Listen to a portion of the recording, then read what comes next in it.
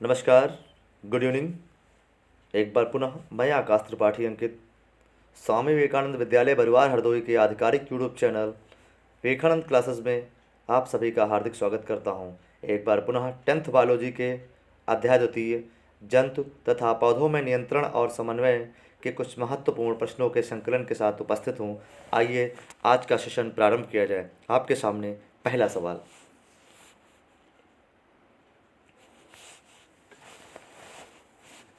स्मरण शक्ति का मुख्य केंद्र है। यहाँ पर आपको बताना है जो मस्तिष्क के नीचे 4 भाग दिए हुए हैं: ऑप्टिकल पाली, सेरेब्रल, पेंडिकल, सेरेब्रम, डाइएन्सेफेलॉन। ये जो 4 भाग दिए हुए हैं, इसमें से आपको ये बताना है कि कौन सा मस्तिष्क का भाग आपको याद रखने का मुख्य केंद्र है, स्मरण शक्ति का मुख्य केंद्र है। तो जो सेरेब्रम होता है वह स्मरण शक्ति का मुख्य केंद्र होता है, इसीलिए इसका ऑप्शन सी सही हो जाएगा। आगे बढ़ते हैं। अगला सवाल। पौधों की जड़ें रिक्त स्थान है बीच में, गुरुत्वानुवर्ती होती हैं, जबकि तने रिक्त स्थान है, गुरुत्वानुवर्ती होती हैं। तो जो जड़ें होती हैं वो हमेशा गुरुत्व की ओर वृद्धि करती हैं। जड़ें जो होती हैं, जड़ गुरुत्वानुवर्ती होती हैं, और जो तना होता है वो प्रकाशानुवर्ती होता है, वो प्रकाश की ओर गति करता है। इसलिए यहाँ पर जो जड़ें हैं वो धनात्मक गुरुत्वानुवर्ती हैं और तना जो है वो ऋणात्मक गुरुत्वानुवर्ती है, क्योंकि वह प्रकाश की ओर वृद्धि करता है। इसलिए इसका ऑप्शन सी सही हो जाएगा। ध्यान रखिएगा कि पौधे जो होते हैं, पौधे की जड़ें हमेशा गुरुत्व केंद्र की ओर अर्थात गहराई की ओर वृद्धि करती हैं, और तना हमेशा ऊपर की ओर अर्थात प्रकाश की ओर वृद्धि करता है। तो जड़ों का गुरुत्व की ओर वृद्धि करना गुरुत्वानुवर्ती यह गुण कहलाएगा, और पौधे का प्रकाश की ओर गुण करना प्रकाशानुवर्ती गुण कहलाएगा। आगे बढ़ते हैं। यह अंडाणु एवं शुक्राणु बनने की क्रिया का नियंत्रण करता है। निम्नलिखित में से आपको बताना है। पहला है पिट्यूटरी ग्रंथि, दूसरा है थायराइड, तीसरा है पैराथायराइड और चौथा है एड्रिनल ग्रंथि। 4 ऑप्शंस में से आपको बताना है कि निम्नलिखित में से कौन सा हार्मोन है जो अंडाणु तथा शुक्राणु बनने की क्रिया को नियंत्रित करता है। तो ध्यान रखिएगा, जो पिट्यूटरी ग्रंथि है वह अंडाणु एवं शुक्राणु बनने की क्रिया को नियंत्रित करती है, इसलिए इसका ऑप्शन ए सही हो जाएगा। आगे बढ़ते हैं। अगला सवाल है, पादप हार्मोन्स क्या कहलाते हैं। पहला ऑप्शन है एंजाइम, दूसरा है फेरोमोन, तीसरा है फाइटो हार्मोन और चौथा ऑप्शन है इनमें से सभी। तो जो पादप हार्मोन होते हैं उन्हें एंजाइम, फेरोमोन और फाइटो हार्मोन आदि के उपनामों से जाना जाता है, इसीलिए इसका ऑप्शन डी सही हो जाएगा यहाँ पर, क्योंकि जो एंजाइम, फेरोमोन और फाइटो हार्मोन जो जो ये पादप हार्मोन्स के उपनाम हैं। आगे बढ़ते हैं। कौन सा हार्मोन हृदय की धड़कन बढ़ा देता है। पहला ऑप्शन है एड्रेनलिन, दूसरा है इंसुलिन, तीसरा है थायरॉक्सिन, चौथा है इनमें से कोई नहीं। तो जो अगर हमारे शरीर में एड्रेनलिन हार्मोन का इंजेक्शन लगा दिया जाए तो हमारे हृदय की धड़कन बढ़ जाएगी, अर्थात हमारा रक्तचाप बढ़ जाएगा, इसलिए इसका ऑप्शन ए सही हो जाएगा। एड्रेनलिन हार्मोन के प्रयोग से हमारे हृदय की धड़कन अर्थात जो रक्तचाप होता है या ब्लड प्रेशर होता है उसमें वृद्धि हो जाती है। आगे बढ़ते हैं। अगला सवाल है, यदि पौधों पर एब्सिसिक एसिड का छिड़काव किया जाए तो क्या प्रभाव पड़ेगा, क्या होगा। पहला ऑप्शन है पत्तियां लंबे समय तक हरी रहेंगी, दूसरा ऑप्शन है पत्तियों का आकार बढ़ेगा, तीसरा ऑप्शन है पत्तियां मुरझा जाएंगी और चौथा ऑप्शन है इनमें से कोई नहीं। तो जो पौधे होते हैं उनमें एब्सिसिक एसिड और एथिलीन, ये जो 2 हार्मोन होते हैं ये वृद्धिरोधक हार्मोन होते हैं। इनके प्रयोग से पौधों की वृद्धि रुक जाती है, अर्थात जब पौधों पर एब्सिसिक एसिड का छिड़काव कर दिया जाएगा तो पौधों की पत्तियां मुरझा जाएंगी, इसलिए इसका ऑप्शन सी सही हो जाएगा। आगे बढ़ते हैं। बर्थ हार्मोन के नाम से जाना जाता है। पहला ऑप्शन है थायरॉक्सिन, दूसरा ऑप्शन है प्रोलैक्टिन, तीसरा ऑप्शन है सेक्रेटिन और चौथा ऑप्शन है ऑक्सीटोसिन। तो जो ऑक्सीटोसिन है उसे हम बर्थ हार्मोन या लव हार्मोन के नाम से भी जानते हैं, इसलिए इसका ऑप्शन डी सही हो जाएगा। जो ऑक्सीटोसिन है उसे बर्थ हार्मोन या लव हार्मोन के नाम से भी जाना जाता है। आगे बढ़ते हैं। नर जनन हार्मोन को क्या कहते हैं, जबकि मादा जनन हार्मोन को क्या कहते हैं। यहाँ पर आपको भरना है, जो रिक्त स्थान दिया गया है कि नर जनन हार्मोन को क्या कहेंगे और मादा जनन हार्मोन को क्या कहेंगे। 4 ऑप्शन दिए हुए हैं यहाँ पर, एस्ट्रोजन और एंड्रोजन, एंड्रोजन और एस्ट्रोजन। तीसरा ऑप्शन है प्रोजेस्टेरॉन और एस्ट्रोजन, और चौथा ऑप्शन है प्रोजेस्टेरॉन और अर्लेक्सिन। तो जो नर जनन हार्मोन होते हैं उन्हें हम एंड्रोजन कहते हैं, तथा जो मादा जनन हार्मोन होते हैं उन्हें एस्ट्रोजन कहते हैं, इसलिए इसका ऑप्शन बी सही हो जाएगा। आगे बढ़ते हैं। अगला सवाल, किशोरावस्था में होने वाले शारीरिक परिवर्तन का क्या कारण है। यहाँ पर आपको बताना है कि कौन से हार्मोन्स हैं जो किशोरावस्था में शारीरिक परिवर्तन के लिए उत्तरदायी होते हैं। पहला ऑप्शन है टेस्टोस्टेरॉन, दूसरा है एस्ट्रोजन, तीसरा ऑप्शन है थायरॉक्सिन और चौथा ऑप्शन है ए और बी। तो जो किशोरावस्था में शारीरिक परिवर्तन के लिए उत्तरदायी हार्मोन्स होते हैं वो टेस्टोस्टेरॉन और एस्ट्रोजन होते हैं, इसीलिए इसका ऑप्शन बी सही हो जाएगा कि जो किशोरावस्था में शरीर में हमारे परिवर्तन होते हैं वो टेस्टोस्टेरॉन तथा एस्ट्रोजन हार्मोन के कारण होते हैं। आगे बढ़ते हैं।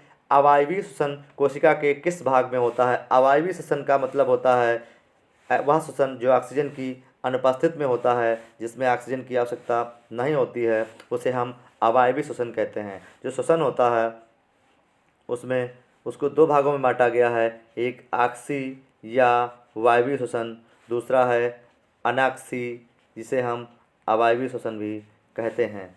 जो आक्सी श्वसन की प्रक्रिया होती है वो माइटोकॉन्ड्रिया में संपन्न होती है, जबकि जो अनाक्सी श्वसन की प्रक्रिया होती है वह कोशिका द्रव्य में संपन्न होती है। यहाँ पर अनाक्सी या अवायवीय श्वसन की बात हो रही है, इसलिए इसका ऑप्शन बी सही हो जाएगा।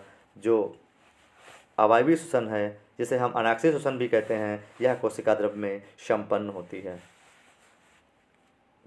आगे बढ़ते हैं। हाइड्रा में प्रजनन किस विधि के द्वारा होता है। मोस्ट इम्पॉर्टेंट प्रश्न है ये,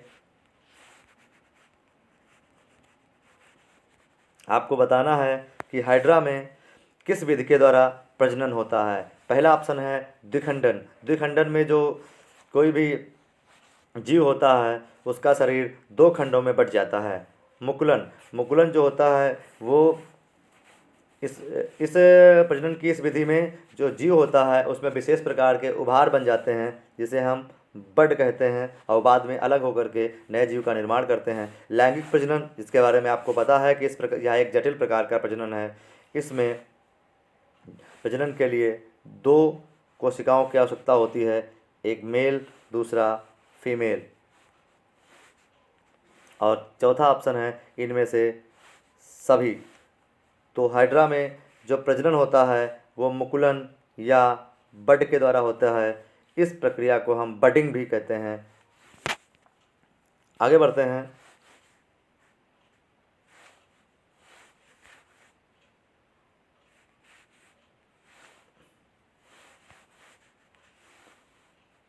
अगला सवाल है आपकी स्क्रीन पर, आमाशय में अधपचे भोजन को क्या कहते हैं। तो जब हमारा भोजन जो आमाशय में जाता है वहाँ पे जो लेई के समान अधपचा भोजन होता है उसको हम विज्ञान की भाषा में क्या कहते हैं। पहला ऑप्शन है चाइल, दूसरा ऑप्शन है काइम, तीसरा ऑप्शन है काइलोमाइक्रोन और चौथा ऑप्शन है इनमें से कोई नहीं। तो जो आमाशय में अधपचा भोजन होता है, लेई के समान एक गाढ़ा तरल पदार्थ के रूप में बदल जाता है, उसे हम काइम के नाम से जानते हैं, इसलिए इसका ऑप्शन बी सही हो जाएगा। आगे बढ़ते हैं। हृदय के वेश्मों का शिथिलन एवं संकुचन क्रमशः क्या कहलाता है। तो जो मानव हृदय होता है उसमें 4 चैम्बर होते हैं, उसमें जो 4 कक्ष होते हैं, उसमें 4 कक्ष होते हैं सामान्यतः। और अब यहाँ पर पूछ रहा है कि जो हृदय में 2 गतियाँ होती हैं, एक शिथिलन एक संकुचन, इनको हम क्या कहते हैं। तो एक प्रश्न साथ में और भी ध्यान रखना है, जो हृदय की धड़कने की ध्वनि होती है वह लब डब होती है, ये भी आपको याद रखना है। जब हृदय धड़कता है तो वह लब डब की धुन के साथ धड़कता है। तो हृदय का जो शिथिलन है उसे हम डायस्टोल कहते हैं, तथा जो संकुचन है, सिकुड़ना है, उसे हम सिस्टोल कहते हैं। इसलिए इसका ऑप्शन बी सही हो जाएगा यहाँ पर, कि हृदय के वयस्मों का शिथिलन डायस्टोल कहलाता है, तथा जो संकुचन होता है उसे हम सिस्टोल कहते हैं। आगे बढ़ते हैं। मनुष्य के हृदय में पेसमेकर कहाँ पाए जाते हैं? तो जो पेसमेकर होता है वो हृदय को एक तरीके से धड़काने के लिए प्रयोग किया जाता है। हृदय धड़कना जो होता है वो पुरकिंजे के तंतु या पेसमेकर के द्वारा होता है। तो यहाँ पर पहला ऑप्शन है दायां अलिंद की दीवार में, दूसरा ऑप्शन है अंतरा अलिंद भित्ति पर, तीसरा ऑप्शन है अंतरा निलय भित्ति पर, और चौथा ऑप्शन है बाएं अलिंद की दीवार पर। तो ये आपको याद रखना है, जो पेसमेकर होता है वो दाएं अलिंद की भित्ति पर पाया जाता है, अर्थात दाएं अलिंद की दीवार पर पाया जाता है। इसलिए इसका ऑप्शन ए सही हो जाएगा। अगला सवाल, नेफ्रॉन में प्याले जैसी जो रचना होती है उसे हम क्या कहते हैं?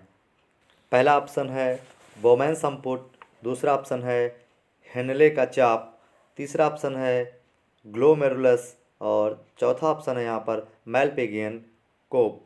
तो जो नेफ्रॉन में प्याले नुमा संरचना होती है उसे हम बोमैन संपुट के नाम से जानते हैं। इसलिए इसका ऑप्शन ए सही हो जाएगा। आगे बढ़ते हैं। आज का अंतिम प्रश्न, उच्च रक्तचाप जिसे हाइपरटेंशन भी कहते हैं, इसका क्या कारण हो सकता है? पहला ऑप्शन है चिंता, दूसरा है उत्सुकता, तीसरा ऑप्शन है रोग, चौथा ऑप्शन है इनमें से सभी। तो जो आपका ब्लड प्रेशर बढ़ना, जिसे वैज्ञानिक भाषा में या टेक्निकल भाषा में हाइपरटेंशन कहते हैं, अगर आप चिंता करते हैं तब भी आपका बीपी हाई हो जाएगा। और अगर आप किसी कारणवश अधिक खुश हो जाते हैं, आपके अंदर कोई जिज्ञासा होती है, तब भी आपका बीपी बढ़ जाएगा। तथा रोग, ब्लड प्रेशर की अगर आपके बीमारी है तब भी आपका रक्तचाप उच्च हो सकता है। इसलिए इसका ऑप्शन डी सही हो जाएगा, कि चिंता, उत्सुकता, रोग, ये सभी कारण हाइपरटेंशन के हो सकते हैं। आज के लिए इतना ही। अगर यह वीडियो आपको आपकी परीक्षा के लिए उपयोगी लगा हो तो कमेंट करके ज़रूर बताएं, और इस वीडियो से अन्य और भी लोग लाभान्वित हो सकें, इसलिए अपने मित्रों को शेयर करें। और अगर इस वीडियो की नोटिफिकेशन आप या अन्य दूसरे वीडियो की नोटिफिकेशन आप व्हाट्सएप के माध्यम से पाना चाहते हैं तो मेरे व्हाट्सएप नंबर 9621727242 पर मुझे मैसेज करें। और मेरा उत्साहवर्धन के लिए वीडियो को लाइक करना न भूलें। और जिन लोगों ने अभी तक मेरे यूट्यूब चैनल को सब्सक्राइब नहीं किया है, कृपया सब्सक्राइब करें। Thanks for watching. फिर मिलेंगे कुछ महत्वपूर्ण प्रश्नों के संकलन के साथ। आज के लिए इतना ही। धन्यवाद। अपना ख्याल रखिएगा।